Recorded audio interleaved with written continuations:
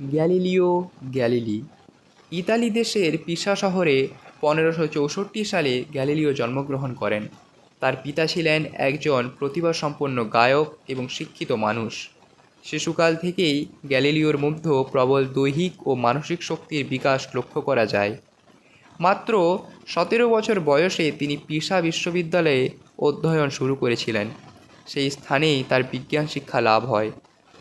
1583 সালে গ্যালিলিওর যখন 19 বছর বয়স এবং তিনি বিশ্ববিদ্যালয়ের ছাত্র, তখন একদিন তিনি পিসা শহরের একটি গির্জায় প্রার্থনা করতে গিয়েছিলেন।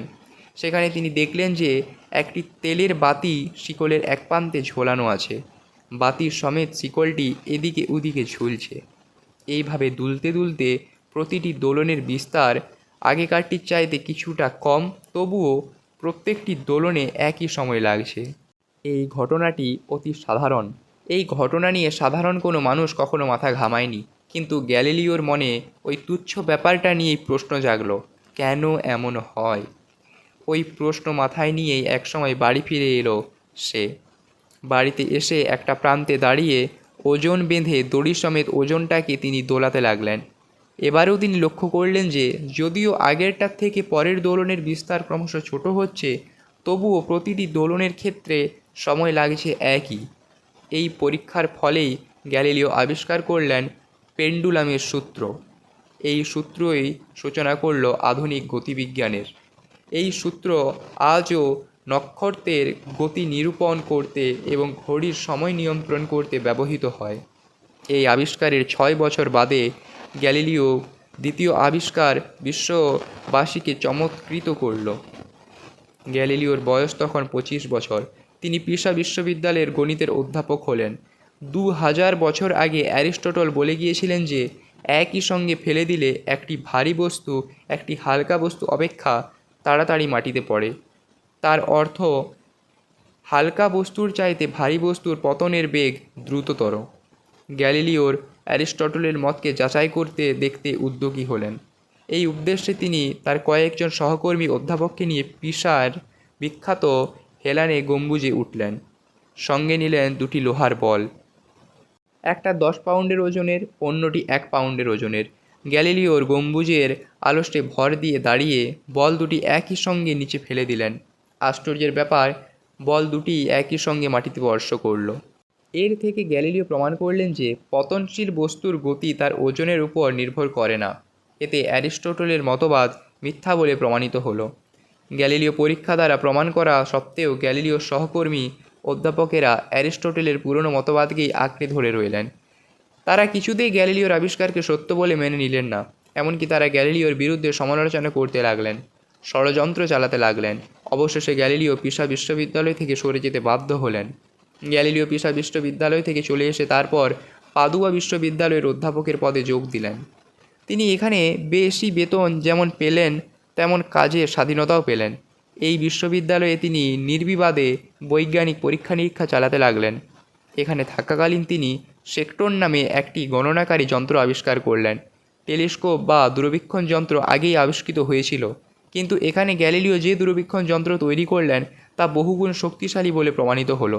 এখানে কর্মরত অবস্থাতেই গ্যালিলিও তার আবিষ্কৃত দূরবীন যন্ত্রে চোখ রেখে রাতের পর রাত ভালোভাবে আকাশ পর্যবেক্ষণ করতে লাগলেন। তিনি দেখলেন চাঁদে আছে পর্বত ও উপত্যকা। চাঁদের যে নিজস্ব কোনো আলো নেই তাও বুঝতে পারলেন। তিনি এও বুঝতে পারলেন যে সূর্যের আলোতেই আলোকিত থাকে চাঁদ। এই আলোই প্রতিফলিত হয়ে পৃথিবীর বুকে এসে পৌঁছয়। তিনি দেখতে পেলেন কোটি কোটি তারার পুঞ্জ নিয়ে গড়ে উঠেছে ছায়াপথ। তিনি আরও দেখতে পেলেন বৃহস্পতিকে ঘিরে ঘুরছে 4টি উপগ্রহ, এবং বৃহস্পতির 4টি উপগ্রহ আবিষ্কারী জ্যোতির্বিজ্ঞানে গ্যালিলিওকে শ্রেষ্ঠতর সম্মান দেয়। গ্যালিলিও যখনই কোনো বৈজ্ঞানিক তত্ত্ব আবিষ্কার করেছেন, তখনই তা পুস্তকের মাধ্যমে সর্বসাধারণের মধ্যে প্রচার করে গেছেন। গ্যালিলিও যে যুগে জন্মগ্রহণ করেছিলেন, সেই যুগে অ্যারিস্টটলকে শ্রেষ্ঠ বিজ্ঞানীর পদমর্যাদা দেওয়া হয়েছিল। তার সঙ্গে মতানৈক্য কেউ ভালোভাবে নিত না, কিন্তু গ্যালিলিও ছিলেন নির্ভীক পুরুষ। তার মত অনুযায়ী বিজ্ঞাননিষ্ঠ ব্যক্তি মাত্রই প্রশ্নের স্বাধীনতা এবং উত্তরদানের স্বাধীনতা থাকা উচিত। এই ধারণার বশবর্তী হয়ে গ্যালিলিও একদা বিশ্বব্রহ্মাণ্ডের গঠন সম্পর্কে অ্যারিস্টটলের মতবাদের বিরুদ্ধাচরণ করেছিলেন। তিনি বলেছিলেন অ্যারিস্টটলের মতবাদ ভুল। বিশ্বব্রহ্মাণ্ডের কেন্দ্রস্থলে পৃথিবী নেই, আছে সূর্য, সূর্য আছে স্থির হয়ে, আর তাকে কেন্দ্র করে ঘুরছে গ্রহ উপগ্রহের দল। গ্যালিলিওর এই ঘোষণা মিথ্যা নয়। 1543 সালে বিজ্ঞানী কোপার্নিকাস তার একখানি বইতে এই মতবাদই প্রচার করেছিলেন। তার সেই মতবাদের নিন্দা করেছিলেন চার্চ। অনেক বছর কেটে যাওয়ায় লোকে সে কথা ভুলে গিয়েছিল। আবার দীর্ঘদিন পর গ্যালিলিও যখন এই কথা ঘোষণা করলেন যে বিশ্বব্রহ্মাণ্ডের গঠন বিষয়ে তিনি কোপার্নিকাসের সঙ্গে একমত, তখন নতুন করে প্রতিবাদের ঝড় উঠল। ক্যাথলিক চার্চ কর্তৃপক্ষ খুব রেগে উঠলেন। সেই যুগে প্রচলিত ধর্মমতের বিরুদ্ধে মতবাদীদেরকে চার্চের বিচারালয়ে বিচার করা হতো। চার্চের অনুজ্ঞা ভঙ্গকারীদের উপর অমানুষিক অত্যাচার করা হতো, অনেক সময় মৃত্যুদণ্ড পর্যন্ত দেওয়া হতো।